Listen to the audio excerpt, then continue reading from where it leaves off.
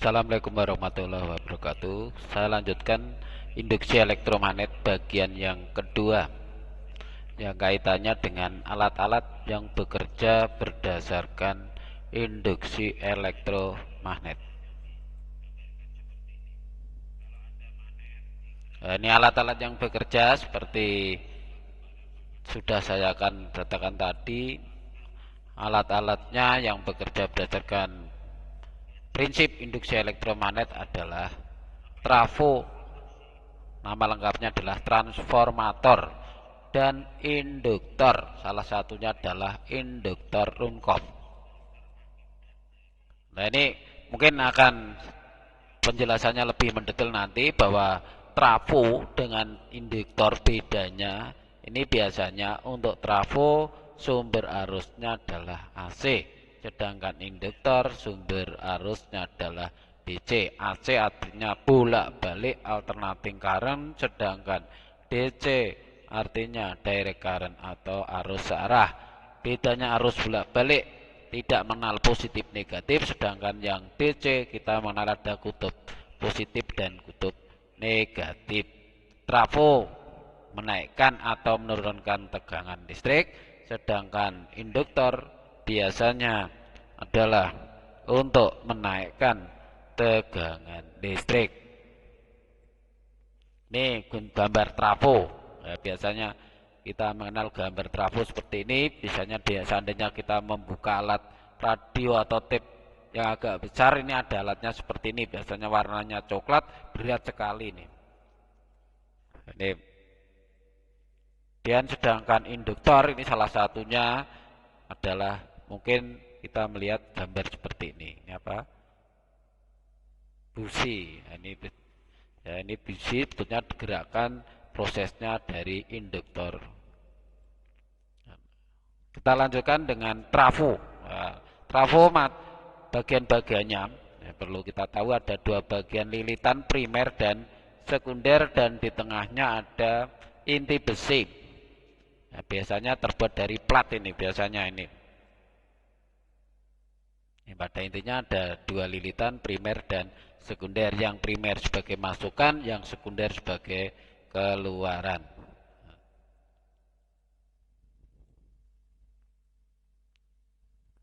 Nah, sebetulnya seperti sudah saya jelaskan, bahwa besarnya GGL induksi sangat dipengaruhi oleh jumlah lilitan.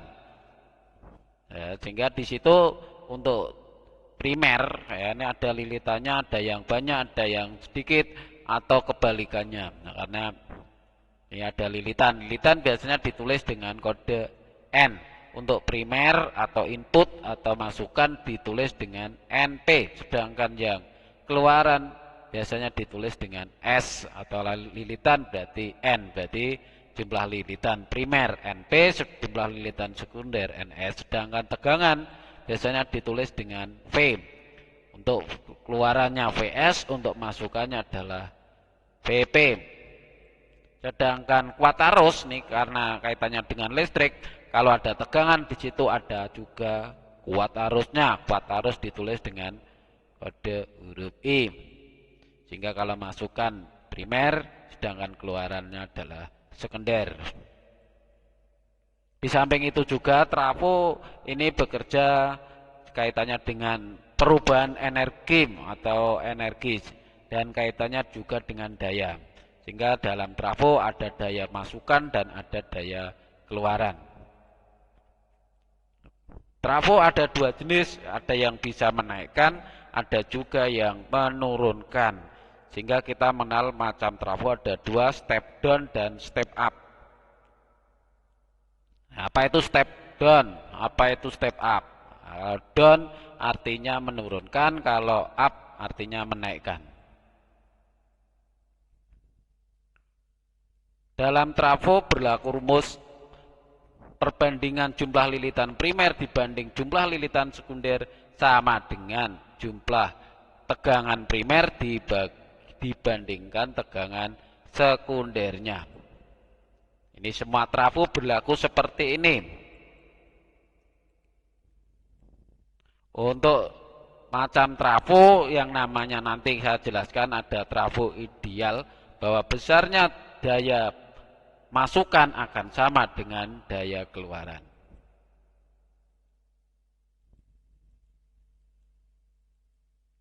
Ada ini karena ini trafo yang ideal pasti berlaku seperti ini. Ini biasanya untuk di pelajaran di SMP seringkali kita mengenal VP dibanding VS sama dengan IS dibanding IP.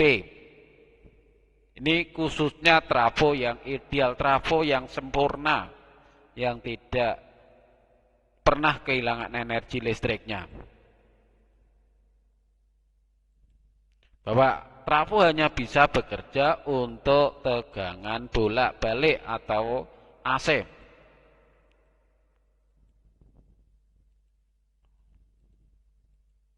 Nah, ini tadi sudah saya jelaskan bahwa ciri-ciri trafo step up yaitu untuk menaikkan sehingga tegangan primernya lebih sedikit atau tegangan sekundernya lebih besar. Ya, sedangkan step down kebalikannya. Bagaimana jumlah lilitannya? Lilitan sekunder untuk step up sekundernya semakin banyak, sedangkan yang step down sekundernya sedikit. Bagaimana juga dengan kuat arus IP ya, dan IS? Karena antara tegangan dan kuat arus kalau dikalikan menjadi daya, karena daya listrik tidak bisa naik, daya listrik itu secara hukum kekalahan energi adalah tetap, sehingga perbandingannya perlu dibalik.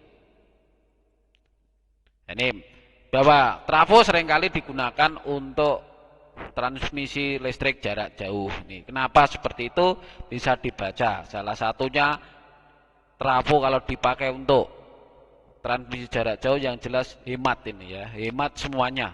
Tidak hanya hemat energi tapi juga hemat biayanya. Karena pengirimannya menggunakan kabel yang kecil. Bisa dibaca cari di buku, di literasi yang lain. Ini contoh soal untuk trafo. Nah, ini ada primer, ada sekunder lilitan ya, ditanyakan tegangan outputnya. Di sini ada kuat arus ditulis I dalam satuan ampere, tegangan ditulis dengan volt ya, jumlah lilitan ini seperti ini. Ini misalkan ada gambar seperti ini, di situ diketahui apa, ditanyakan tegangan keluarannya dan kuat arus listrik induktornya serta daya trafo itu. Dengan rumus-rumus yang sudah saya berikan, bahwa VP dibagi VS sama dengan NP dibagi NS, dengan perhitungan ini maka nanti VS akan ketemu. Ya, VS berapa sehingga VS dari perhitungan akan ketemu nilainya adalah sebesar 110 volt. Ini bisa dibaca lagi. Kemudian dengan rumus tadi juga dengan perbandingan kuat arus, maka nanti akan ketemu bahwa IP sama dengan 5 ampere. Nah, bagaimana daya sama dengan P sama dengan V kali I. Kalau ditanyakan daya masukan jadi PP. PP sama dengan VP kali IP. Ya. Ya, nanti kalau kita masukkan sehingga daya listriknya adalah 1100 volt. Demikian juga untuk yang keluarannya. Ini karena trafonya adalah trafo ideal. Nah, ini dengan rumus yang seperti tadi, dengan kita mengikuti hukum Ohm, sehingga nanti kita mengingat ada V dan R ini nanti.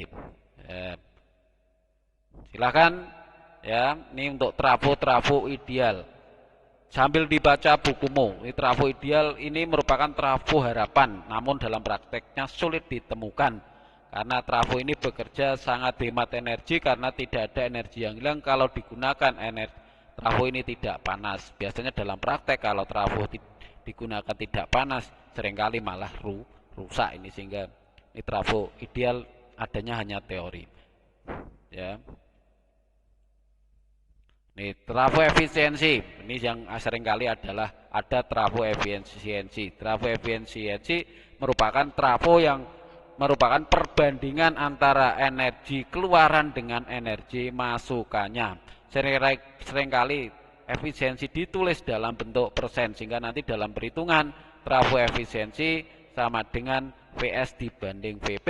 Kalau satuannya persen maka harus dikalikan dengan 100%.